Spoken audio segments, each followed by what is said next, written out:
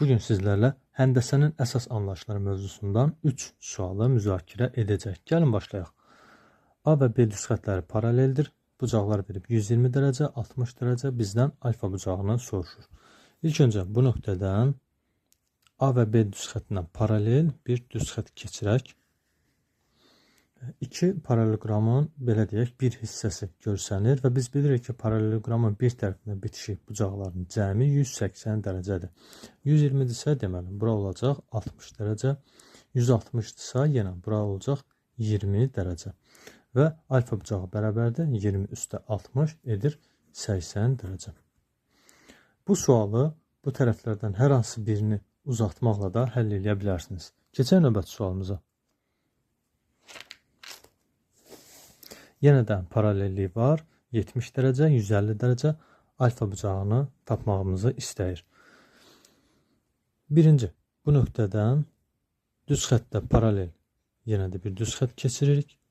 150-dirsə qonşu bucaq olacaq 30 dərəcə. 70, burada 70 dərəcə.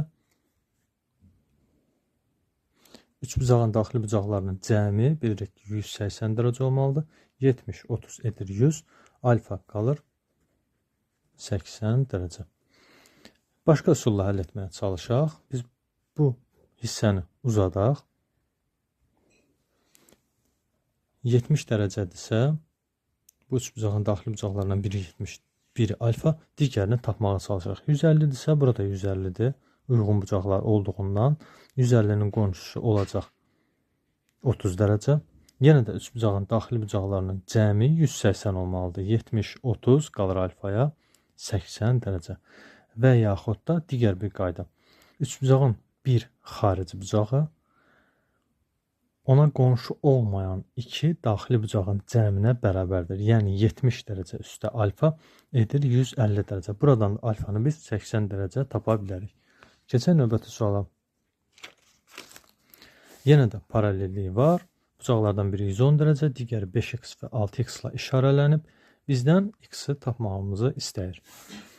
Bu nöqtədən keçən düz xətlərə paralel bir düz xət keçirək. Və 5x-dirsə bu bucaqda olacaq. 5x uyğun bucaqlar bərabərdir. Çünki 6x-dirsə burada 6x-dir. Uyğun bucaqlar olduğundan uyğun bucaqlarda bilirik ki, bərabərdir. Paralellik var. Çünki deməli 110 dərəcə bərabərdir 5x üstə 6x-a. 11x 110-a, x də bərabərdir 10 dərəcə.